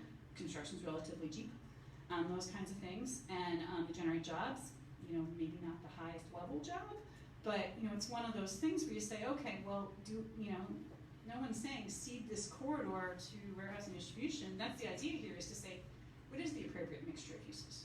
So yes, it's for the community, it's for you as an IDA, and it's for outside folks. The other thing is, if you have a document like this, like that document's really valuable. The county has tried it out on a number of occasions to say to developers, this is what we want, but also to say this is what we don't want. Okay? It's not listed, it's not permitted. You know, that kind of concept. So it really brings an outside opinion to possibilities in the town of Montgomery in this corridor area. I think it advances our mission to be exploratory on what new businesses might fit, what demands might be. And it's kind of the perfect time, because if the zoning needs to be changed, the comp plan can look at that and say they have this documentation, this information to show that it's appropriate, and the public has a chance to weigh in through the comp plan process with public hearings and so forth. So let me see if I'm understanding this correctly. If we do this and we find out on the 17 corridor that there's lots of land to the blue there that could be building things that this town is not desirable for the residents of Montgomery, it would give them time to maybe change it. Yeah. Exactly, that's the idea, because this is, I will guarantee you that if we do this study, we're gonna say, you can build a lot of stuff out here. Like a lot, way too much, way more than you would ever want to allow. But that's the point, is to say, this is the potential. Now, you guys use your authority as a town, as a municipality, to say, what do you want? What is, again, that intersection? You can't, I hate to say it, but you can't have nothing because you have to have a tax base, right? And particularly, folks here, if you live in the village, you know you pay more taxes than people who live in the town, right? Yes, we That's do. part of the deal, right? So how do you buffer that? Part of how you buffer that is by increasing the overall assessed value in the town. That's part of how you do it, right? So again, that's exactly the point, is this study is gonna show a lot of probably pretty ugly things. That's the point, is to show that, and then to say, we don't want a whole string of ugly things, but maybe we could live with 3 of these, spaced here, there, and there, that look like this, and act like this, and perform like this, and bring this to our community. We're okay with that part. We don't want all the rest of this. The idea here is we do what we consider to be, we will do an evaluation. We're very objective about this. We don't get involved in the, I like trucks or I don't like trucks or whatever, that's not our point, right? We will say how many trucks, but that's not our job. Our job is to be objective. So we're gonna say objectively, here's the opportunities. Here's what they mean in terms of impacts. Here's how much water they would use, here's how much sewer, here's the demand for electricity, here's how many trucks, when, all that kind of stuff, right? Someone should be looking at that and saying, okay, well, you know, somewhere in here there's something that can bring value to us, and that we accept. The rest we reject. We don't. The rest is a no. So that's the idea here. Part of this is that outside view is really helpful, because again, I go back to your developers, the guys from Amazon, they're not from here, right? They came from the outside, they saw land, and they said, this would be a great place to build a warehouse. It's not gonna be, you know, Medline happened to be here before, so they already were established, and you may have some of that, but you guys are in the crosshairs of national site selectors. People, Orange County overall is in the crosshairs. We see it in every community that we work in. We're gonna try to give you a little, peel back the curtain, a little bit of what are those people, what do they see? They see something different in your community than you guys do.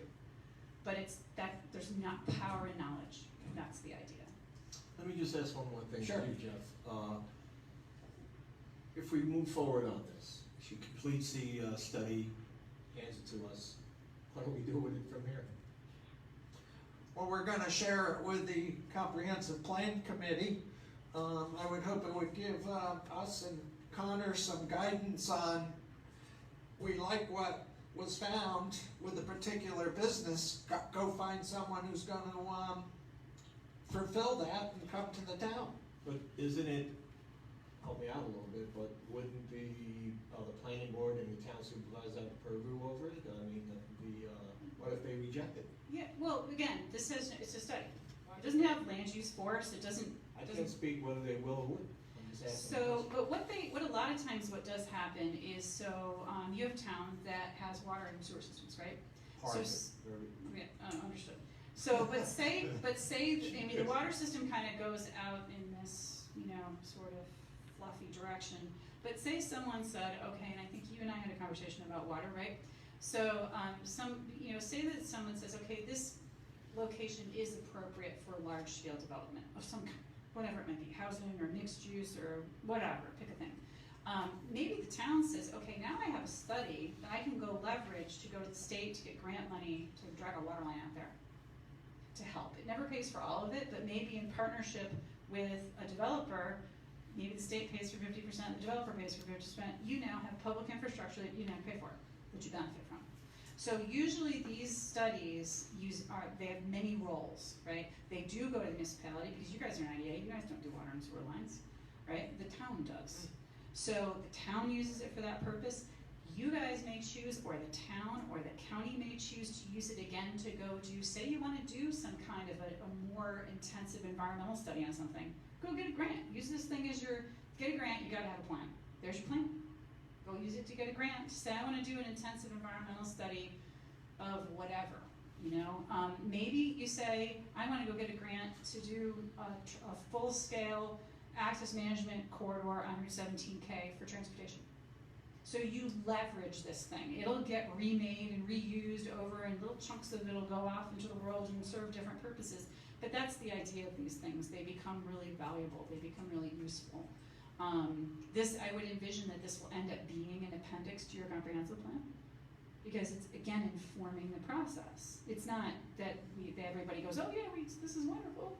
It's another piece of information. It's more data.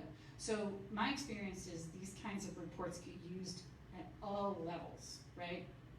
Property owners, real estate people, outside folks, the IDA, the town, county economic development, whoever, right? There's lots of different layers. The intent is that this becomes a very usable document in one way or another for a lot of people.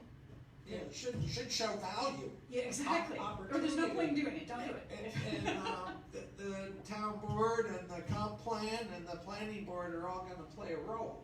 Yeah. And if, as Mary Beth points out, there's things that we don't like, they're not gonna be in the zoning in the future, they're not gonna get approved as projects, but the things that we as a community agree are positive and good to bring dynamics and a future opportunity, we're all gonna work together at our different levels to help make that happen. I understand that, I just wanna make sure everybody's in. That's all. Yeah, I have a question. Yes, Why does it stop at the village of Montgomery? Why doesn't it go all the way down 17th Street? You go wherever you want. Okay. Can you give an outline of what the additional expense would be to carry it through to the town line all the way down 17K? No change. Yep, because once we collect all the data, we have all the data. We create little models that do, the analysis. Once the model's created, it's just more data. It's not really more effort, so it would be the same. So you guys, that's one of the very first things would be actually the very first step is, where do you want us to look at, right? How far off the beaten path, what's off limits, how far to the, obviously we stopped at the town border, we have neighbors, but to the east, but how far do you want to look? We also didn't include the area of New Windsor to the south, because it's all zoned for large lot, basically agricultural, no development, it's not in your town. So we didn't include it. It's also not particularly developable. So that's the very first task is to define where you want this to look. Usually we do look at contiguous areas, it doesn't have to be. The reason we usually look at contiguous areas is for infrastructure reasons, because like the trucks on this road are gonna affect, because of where the origin and destination, where they start, where they go, kind of thing. So we usually look at contiguous, like a strip.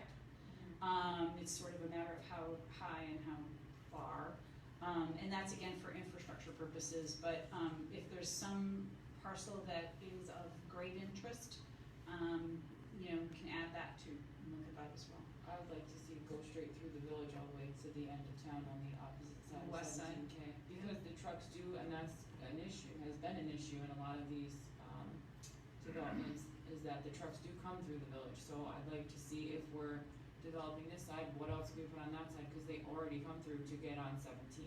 I agree. So, Yeah, it could certainly be extended to do that. Matt? One other question, because the thing that's attracted to me, now, again, I know myself when I'm looking at this map and you showed all these blue areas, I don't know about anybody else here, I don't even know about anybody in the town, on the town board, planning board, zoning board, knows exactly what could be built on each one of these sites or not. Maybe they do, maybe they don't, I don't know. But it would give us almost like it would let me know of every spot on there, what can be built and what couldn't be built, what I would like and what I wouldn't like. Yeah, and some of it's gonna come off the table because, so here's some things, right? If it's a wetland, it can't be built, right? Or it would be difficult. We've seen people build in wetlands, but now, and the Trump administration just changed the rules to make it easier to build in wetlands. That'll probably change again, because that's what it's been. It's gone back and forth over the years. Steep slopes, cultural resource sites, places where you can't get adequate turning radius for large vehicles, places where the soils are really, really, really poor. So stormwater management systems start taking up more and more geography and drawing away from the development value of the site. That's the purpose of this, is we take all of that stuff and we're not gonna give you site plans, but we're gonna give you plans that we're gonna give you a box and say someone could actually build this. This is real. You know, would they? Don't know, but we're gonna give you real plans that are gonna say, and the other thing is that we found the aggregation of land where, you know, two neighbors, maybe one guy owns 15 acres, the other guy owns 30 acres, you put those two together. If you did them separately, they could each build 10,000 square feet, you put them together, they can build 50. And that's valuable to understand, because again, those two landowners may not even know each other. They might not even live here. But somebody from the outside is gonna look them up on the tax rolls, just like I do, and call them up in Florida or wherever and say, hey, sell me your land, right? And then they get the neighboring property, they come, they do a lot line adjustment, get rid of the space between, and boom, you have a big development parcel. That's the kind of stuff that we will look at, that again, you don't have a good way of doing it if you don't do this type of study. It's very hard, like even in, you know, when we do them, we have to, you sort of have to take away all of the, what do they call, when you go to the movies, you suspend your disbelief. You walk into the movie theater and you realize that side of the screen is fake. They can do whatever, they walk through walls if they want, right? That's kind of what we do here, is we try to be really visionary. And again, we're gonna put a lot of stuff in here that people are gonna go, no, good, that's the point of this, so that it doesn't happen when you have a real developer coming in front of you with real plans saying, this is what I want to do. So yes, that's the idea. Bob, could I ask you, this is within our purview to spend money on as the IDA? Yes, I would like to look at the contract that's been provided and tweak it a little bit, and I think you do have to make a procurement issue or a decision on, you're not bidding this, you're sole sourcing it, so you have to make a justification for that. And I can circulate my thoughts on the agreement over the next couple of weeks before your next meeting. Connor, do you have thoughts on timetable for our decision? Certainly we're not gonna make a decision tonight, but possibly at our July meeting. I think it's certainly possible. I'd like to take some time to continue discussions, examinations, and working with our comprehensive plan and our town officials to see where we stand and how we can work together moving forward. But absolutely, let's continue to talk and examine. Jeff, are you gonna consider extending it? I think if we have consensus on the board, I'm not opposed to that. Yeah, why would you stop it? We're not gonna charge You know, anymore. Sure. Yeah. there is land past there. And again, that's the Yes. very first task, is to find the corridor. Yeah. So that's actually, like, task number one is how big, you don't have to decide that now, just how big do you want this to be? What do you want to I like? think someone had mentioned 208 also, which intersects right through the middle of this, might wanna Yeah, that kind of consider. area to the south and west, there's a lot going on down there.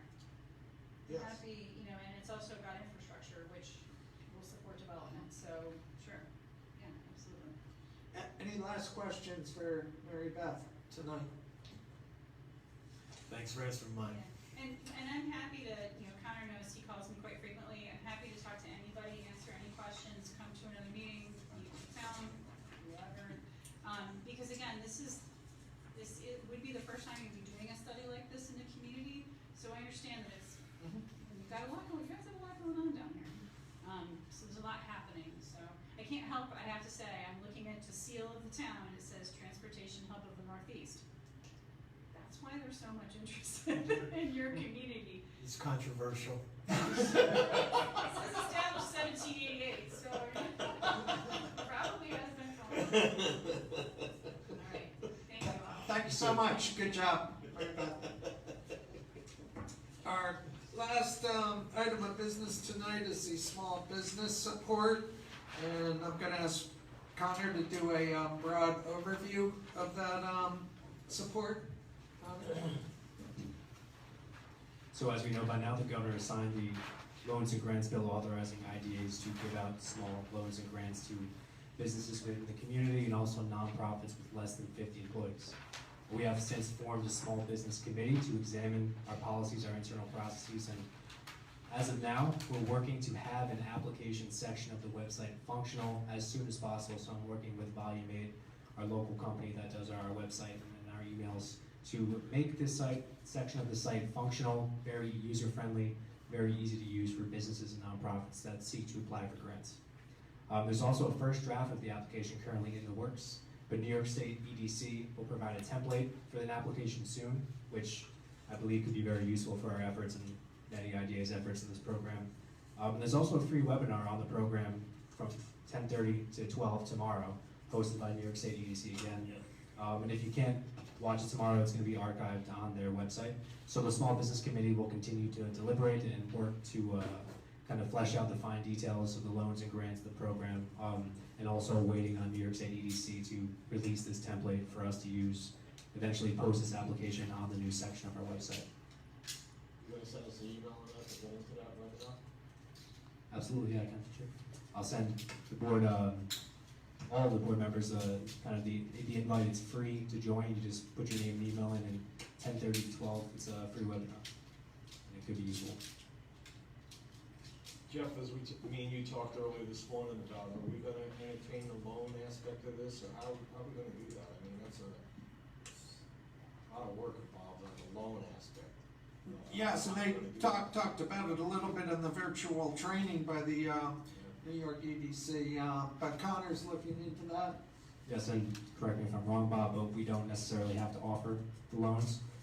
We can just do the grants, and of course, that's something we're gonna continue to explore moving forward, while we flesh out the finities of our program and, in an effort to help our community. That should be a recommendation from the Small Business Committee to the full board. Right, Bob? Right, so, before it's implemented, you should get the recommendation from the committee, and then the board needs to make a decision or determinations on the type of program, the requirements of the program, and ideally, you should have the forms approved by the board as well, so you can hit the ground running. What's the timeline in having all of this stuff ready for us to approve? I feel like time is of the essence. We're now in phase 3, and these are expenses that these businesses are incurring. So every penny that we can save them and everything that we can do to assist them in being safe so that we don't have to phase backwards, we need to do that now. I've advised the technology company we work with to have the website functional by the 29th of this month, at which time we will work to get this application finalized and posted on that website, and then we will evaluate the grants as they come in. I have a question for council and for the other members on the committee. Andy just brought up a good point. There's businesses that are out there right now putting out the cost of the cleaning because of the coronavirus. Would we be able to reimburse them with the bills that they have used? I don't see anything, I'll go back and take another look, but my recollection in reviewing, I didn't see anything that would prevent you from reimbursement, provided that it's documented costs. I would just think that would be a logical, here's the invoice that, and what was actually paid. But it has to qualify under the grant program as PPE that's being used at the business, or the equipment that's necessary to sanitize for regarding the public coming into the facility. Okay, so and there's layers of qualification, right? It has to be a small business, can be profit or non-profit, no more than 50 employees, and then the PPE and the equipment. No more than 15 employees, right? 50. 50, okay, 50. same as the other. Same program, yes, same requirements. Right. What was laying out exactly what qualifies as PPE and sanitizing equipment and services? That's a great question. The statute is silent. Okay, I'm hopeful that the EDC may have some insight, okay. and perhaps there may be some insight from other agencies over the next several weeks. I think we know what PPE should be. Masks, gowns, shields, hats, Plexiglass, thermometers. all that. At some point, though, then you get into the equipment, which is more sanitizers. So did I understand it right through this webinar we had today, that the Matt lease stated that if Matt, myself, and Bob Santos met as a committee, we have to take minutes? Did I understand that correctly? Yes. And It notice. should be noticed. Okay. So, That's fine. do we need a meeting before our next meeting to get this going? I'll be doing. Where's Bob? Is Bob local? Is he local? Did you ask him if he's local?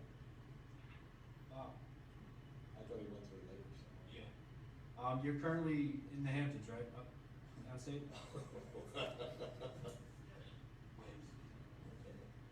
So, But we're still able to do the, virtual conference call and, meeting, I believe, under the executive order, at least for the time being. but that would be a separate Only through meeting July with 7th. me, Matt, and Bob. You need the committee to go and put it all together and then come back to the board with a recommendation, if I understand this correctly. I thought I heard an invitation down to the The Hamptons. Hamptons, That's what I thought. Now everybody wants to be on the board, right? On the committee. So Matt, if you wanna schedule a meeting, I'm all in. Are you ready? Well, you're the head of the finance, so why don't you do that? You know, just get a date and time and I'm ready. Then We'll you go should- tomorrow, but You should coordinate then with Connor so that we can course. post the notice, and we should then have, you should identify where you'll be so that in theory the public can come in. maybe we could just do it here. Yeah, I think so. Once they have their meeting, how much notice do we have to give to have a special meeting to approve everything? So you have a regular meeting scheduled for July 14th. I think it's the 14th, right? Yes. The special meeting, you need to give as much notice as practical. If 3 days is practical, that's what you should do. If it's less than that, it's less than that. That's what the public offices law provides. So if we have to give notice for the committee to meet, is that a 10-day notice? No. It would be great if you could do 10 days, but because this is an emergency situation, you give as much notice as practical as you can. Okay, So if you're going to meet on Monday, give notice tomorrow. who do we give notice to? Work with the executive director, he'll get it posted on the website and on town board. Okay, You don't, that's not a committee meeting, you do not have to provide for the published notice. alright. We'll try to kick it off right away. Makes sense, yes. And, possibly the training will help give some guidance tomorrow too. And there should be, New York State EDC should be releasing an application template and best practices for this program. So I'll be watching closely. They'll probably touch on that tomorrow. And once again, if you can't attend tomorrow, it's gonna be on their archives and their videos on their website, so everyone has an opportunity to, check it out. 10:30, 12. But to the executive director's point, I mean, if the board decided that we're ready to do grants, because it's a little bit less complicated, shock attack. You know, you can do grants, you can approve that and wait on the approval on the loans. You can approve the loans at the same time. The loan has some complicated findings that you need to make. Yeah. Okay, so you need to include that as part of the approval and for the overall program. Then you have to figure out how you're going to do that. How do you decide the creditworthiness of a small business that as of the day of, and EDC may touch on this, but as of the day that the governor declared the disaster, they were financially viable. That's the decision that you need to make. So, Jeff and I were talking this morning about if there was an individual or business, small business here in Montgomery that requested a loan, even though we choose not to go in that direction, are we forced to take that application? You take the application, but if you don't have the program, you don't have the program. Okay, so we're not liable for anything or. No, pressure and to do anything there we are don't some, wanna do? from what I've heard in speaking to other colleagues in the industry, there are some IDAs that are not very excited about this program. Yeah, And they may choose to just not bother.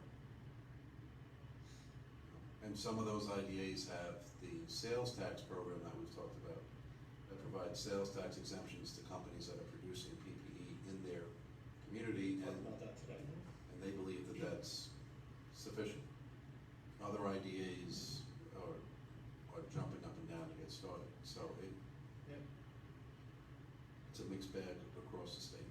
I just wanna make sure we kinda make the call, we're not gonna be forced into doing something we It's don't the really. board decision, there's no obligation to do either one of these programs.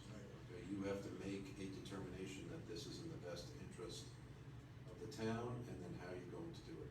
And if you decide that it's not something want to do, you don't do it.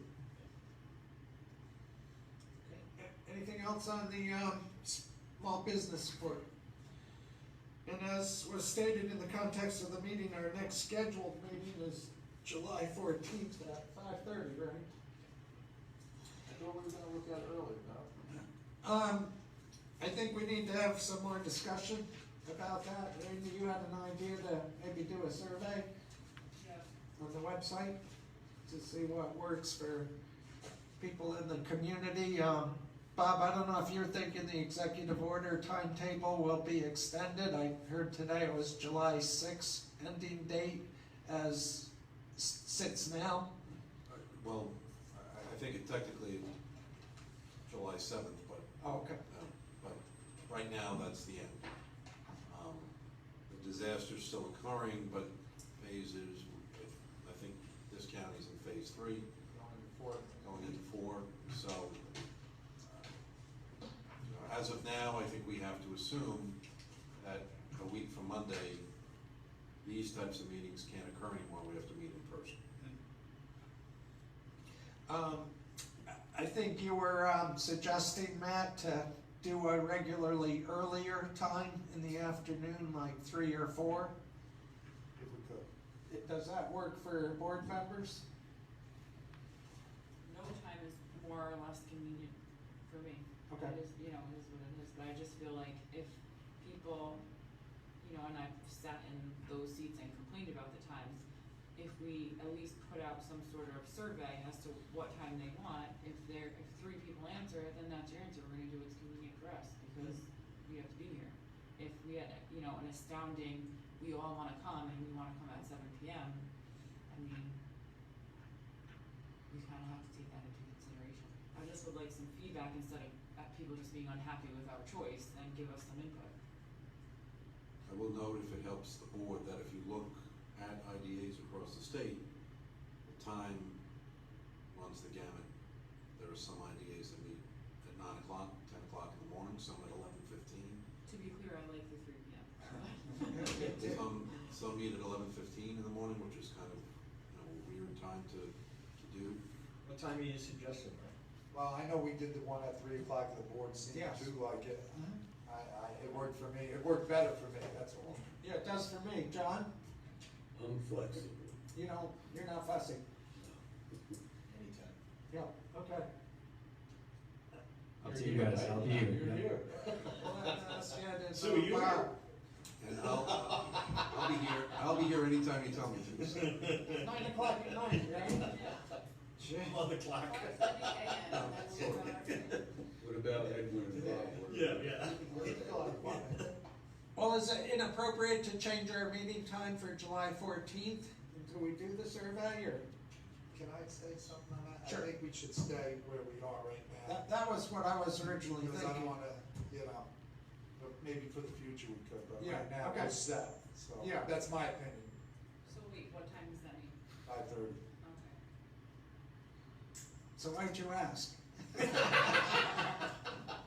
Just kidding, just kidding.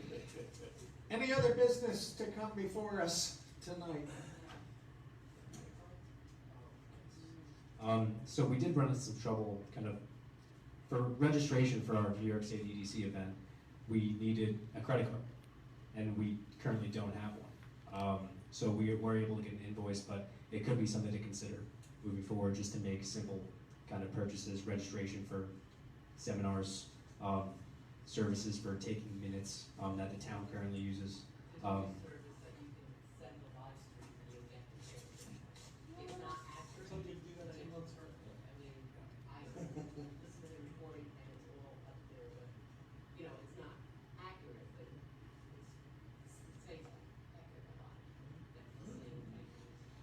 we have to figure out a way to pay for it. So I think the credit card could be something to explore. The advice of council, of course, will proceed forward to see the viability of that, but just something on the agenda maybe for next week. Be able to next go meeting. out bank, get it immediately. Do you get it, is it linked to the bank account directly, is it a credit card, how does that typically work? I'll be happy to talk about it more with any board member and with the executive director. very good. Anything else? I was just wondering, if you get a credit card, what's the safeguards against misuse? You, to the extent that that the agency were to have one, you need to establish internal controls to protect against misuse. Or wouldn't it be on the bills? I mean, if we went through our. Yeah, and plus, but it would be just like checks being written and everything else, we would see them, we would have to approve them monthly or whatever our meetings are, so. Can we not just do up to a certain amount, would be, Peter just put it on an expense report and we reimburse it? I would certainly work with council and the board to make sure it was the strictest, most stringent internal controls. Definitely. So a lot of IDAs, they put it on personal credit cards and then get reimbursed after the fact. If it's a reasonable expense, if it's $5,000 for us to do something crazy, then I would say we would have to talk about it. If it's $100 here and $100 there, if that's okay with Connor, I think that's more, I think it's a better way to. The danger with the credit card is even if you put the dollar limit on it, which you can do, it's cash. And you may not find the use of the credit card for 30 days or more after the use if you time the bank statement correctly. And so the question is, where is the credit card? Who holds the credit card? How is it secured? When is it appropriate? Who has the authority? It can be very, very complicated. You have to have internal controls because your auditor will review that early next year and as part of their internal control audit, either say you have good internal controls or that you don't, and then that becomes a finding of the agency. It's easier, in my opinion, to use a credit card of a board member, executive director, or to advance and get reimbursed. If the dollar number is an issue, the reimbursement happens faster and is reported on to the board. I just with an idea of this size, I worry about the credit card and the security of the credit card, and not that anyone is dishonest here, but I did have a not-for-profit that everyone is very honest. When we did an audit, when a controller down in the city did an audit, they found that there was $2,500 taken by the business manager, and she had repaid it, but she was short, so she didn't think it would matter. It matters. I would feel very strongly on that. Well, I think that we have to have something set up that on a minimum he could, or anyone here can, go up to say $500, but everything, and I'm not saying that's the number, but we figure out a number, and then anything over that has to be board approved. I mean, that seems to be the easiest way to do it. But I do believe that the executive director, the chairperson here, should have the ability to have a use of a credit card or something of that nature to conduct business.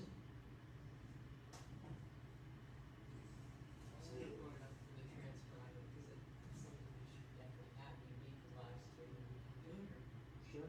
Jeff, can't we figure out what the town has set up? What do they have set up in safeguards? Sure, I could ask. I can't speak to their processes now, but I could certainly look into that, and we can continue to. Does the town have a credit card? I believe they do, but I can't speak to that for certainty. If the town is set up, then maybe you can piggyback on that. That's all. Use that and we would reimburse it. Well, that's what we did, we had, Megan send it the last meeting, the June 9th meeting for transcription. I just got it today, but I can email it to you so you take a look at it, that they use Brian's credit card. And you still wanna keep doing that, I don't know, unless you wanna set something up for the town. Okay, look into it. I mean, the Sounds good. transcriber on Monday, she's just gonna send me a bill and I'll write that and then I'll bill How about Matrix. the planning board meeting, 2-hour meeting